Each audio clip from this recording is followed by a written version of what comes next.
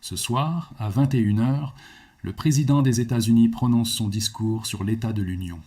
Et moi, demain matin, je ne serai pas au travail.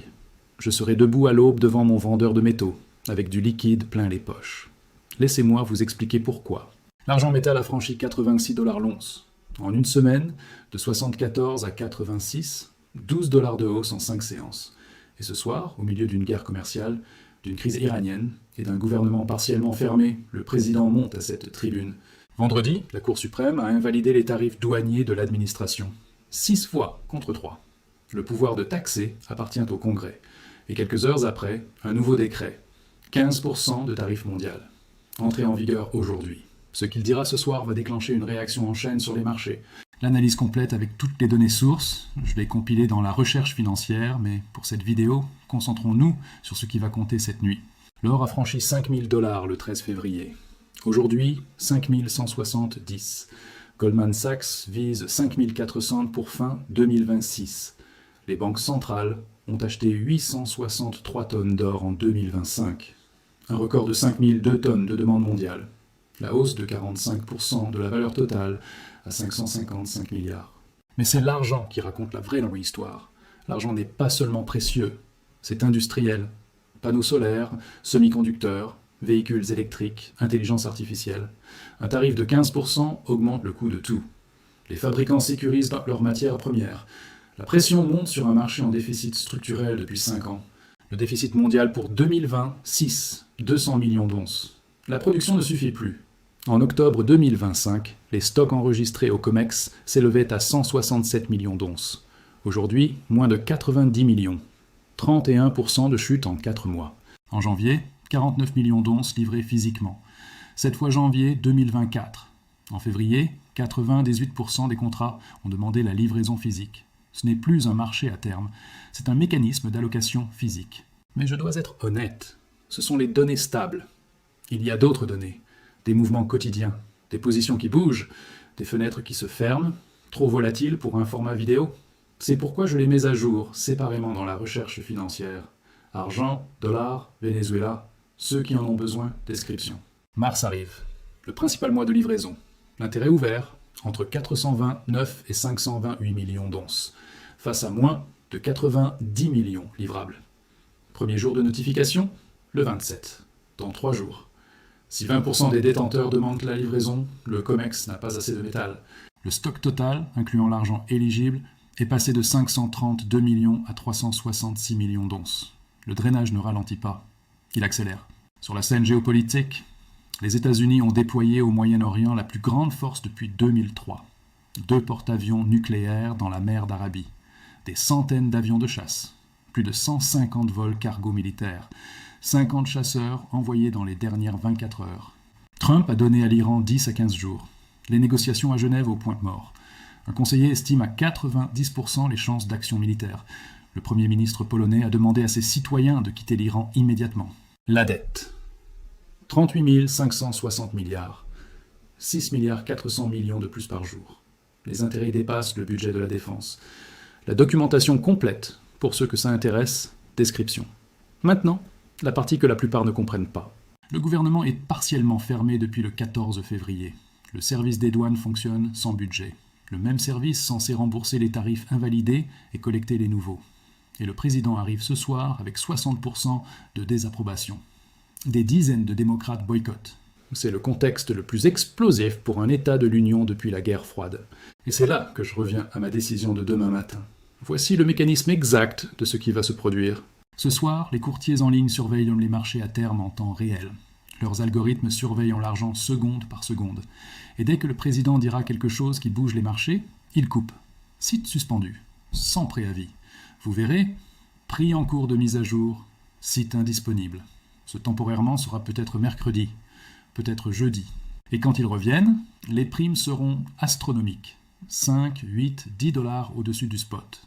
Parce que vendre 1000 onces à 88 $ pendant le discours, quand le spot ouvre à 95 le lendemain, c'est perdre 7000 $. Aucun courtier ne prend ce risque. Votre vendeur de métaux local ne fonctionne pas ainsi. Il n'a pas d'algorithme. Il ouvre le matin, vérifie le spot, vend au prix du jour plus sa prime. Si vous entrez demain matin avant le chaos, vous achetez au prix du calme. pas au prix de la panique. C'est la seule fenêtre, le seul avantage des acheteurs locaux face aux machines. Certains diront que j'exagère, que tout est déjà dans les cours, que l'Iran, on en parle depuis des semaines. Ce que les marchés n'ont pas intégré, c'est la convergence de tous ces facteurs dans une seule soirée. Fin janvier, l'argent a atteint un sommet historique avant de perdre près de 50%. Le secrétaire au Trésor Bessan a pointé la spéculation de traders chinois, mais le cours a rebondi, violemment, de 74 à 86 en 5 séances, parce que la demande physique n'a jamais disparu. Le fonds iShares SLV a enregistré plus de 1023 tonnes d'entrées en un seul jour après la chute. Troisième plus grand afflux de son histoire. Pas de la panique, de l'achat opportuniste. L'offre ne suit pas. La Chine a classé l'argent comme actif stratégique avec restriction à l'exportation. Le Mexique et le Pérou ne peuvent pas produire assez vite. Les panneaux solaires et la technologie absorbent des volumes records. Le déficit s'aggrave structurellement, année après année. L'argent a gagné plus de 160% en 12 mois. Ce n'est pas de la spéculation, c'est le marché physique qui reprend le contrôle. Ce soir, le discours sur l'état de l'Union n'est pas qu'un discours politique, c'est un signal géopolitique. Le président des États-Unis, debout devant le Congrès et le monde, exposant la direction de la première puissance mondiale. Et ce soir, ce signal arrive dans le contexte le plus explosif depuis des décennies. La Cour suprême vient d'invalider la principale arme commerciale de l'administration. Le président a répliqué immédiatement avec de nouveaux tarifs. L'Union européenne menace de geler son partenariat commercial. Un conseiller du président estime à 90% les chances d'action militaire contre l'Iran. Le Premier ministre polonais a demandé à ses citoyens de quitter le pays. Les négociations nucléaires sont au point mort. 2 porte-avions nucléaires positionnés dans la mer d'Arabie. Si une frappe est annoncée ou même suggérée ce soir, l'or et l'argent explosent. Le pétrole aussi, et le dollar tremble. Et vous avez 2 choix. Restez assis ce soir, regardez le discours, espérez que les marchés restent calmes, espérez que votre courtier ne ferme pas son site, espérez que votre commande soit honorée. Ou faire ce que je fais, se lever tôt demain, retirer du liquide, aller chez le vendeur local, acheter le maximum de poids, rentrer avec du métal dans les mains, parce que les conditions générales des courtiers en ligne contiennent des clauses de force majeure. Ils peuvent annuler. Vous récupérez vos dollars, mais l'once a pris 10 $. C'est le piège.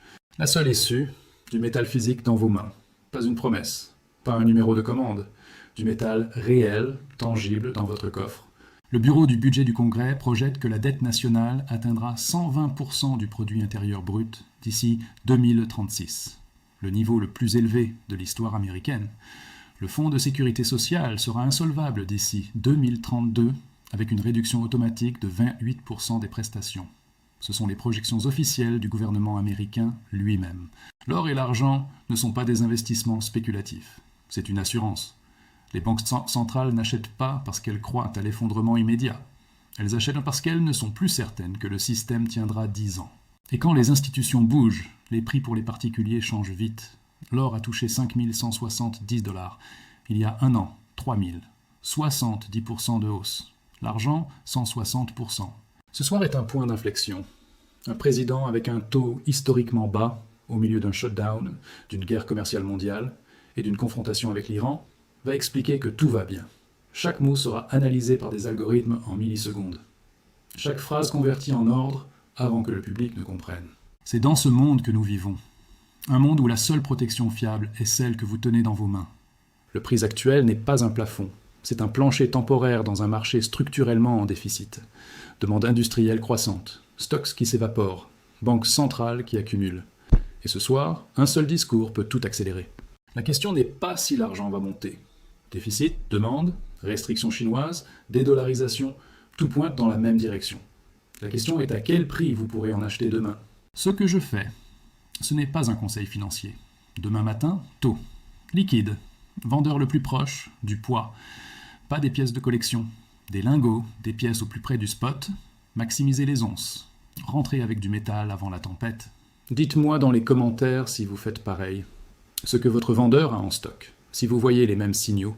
Abonnez-vous et activez la cloche. Demain, mise à jour après ma visite. Ce que j'ai trouvé, ce que j'ai payé, ce qui restait. Les mathématiques sont implacables. Le papier promet l'abondance. La réalité physique dit autre chose. Et ce soir, cette réalité va se rappeler au monde. On se retrouve demain avec les dernières données.